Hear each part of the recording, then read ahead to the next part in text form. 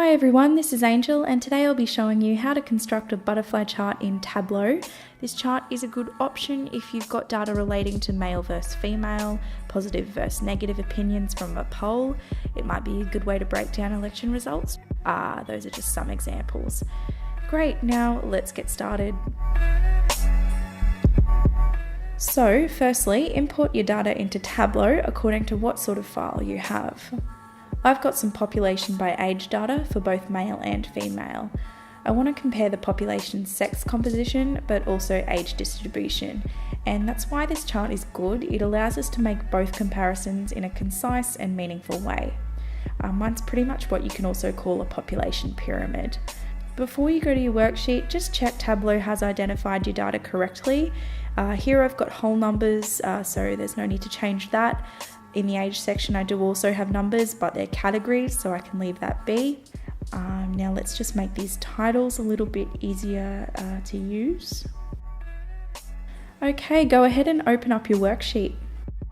Firstly, I'm going to move age to rows.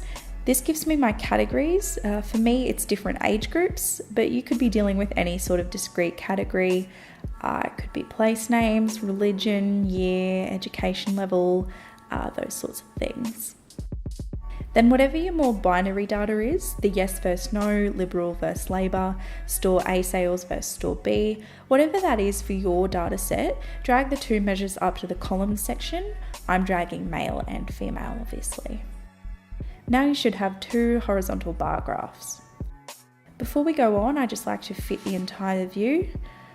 Alright, now we have to sort of merge these two graphs together to create our butterfly chart. And we're going to do this by creating a new axis which will go in the middle of these two so they can diverge and spread from the center. In the measures section, right click, select create calculated field. You can call it whatever you like. I'm going to call it central axis. Give it a value of 0 and then apply.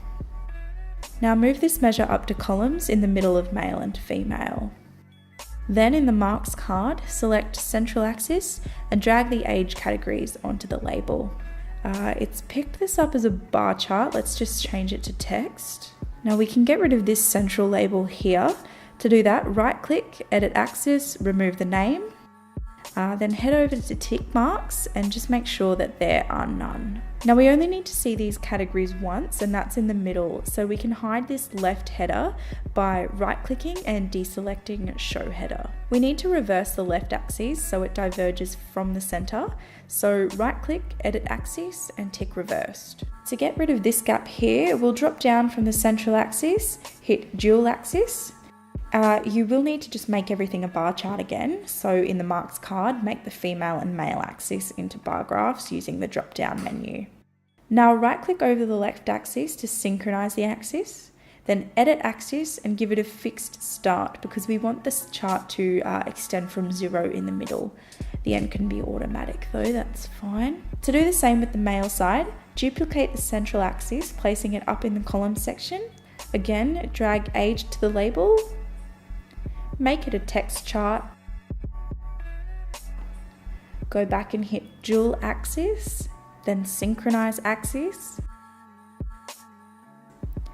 And then you're going to want to edit the axis to change it to a fixed start of 0 again. And remembering the end can be automatic.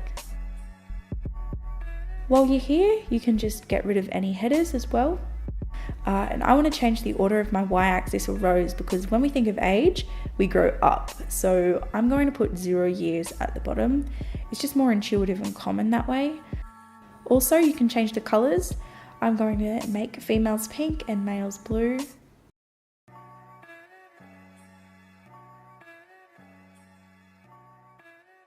If you don't want quite so many grid lines, we can easily get rid of them. So somewhere in your graph, right click and format. Go over to the grid options and just go through and select none for the places you don't want a grid for. Now I do want to keep some numbers on my x-axis, but I think it looks a little bit funny labeling these zeros so close together. So to get rid of this, we hit edit axes, tick marks, select fixed, and then start where you want to by placing a value in the tick origin box.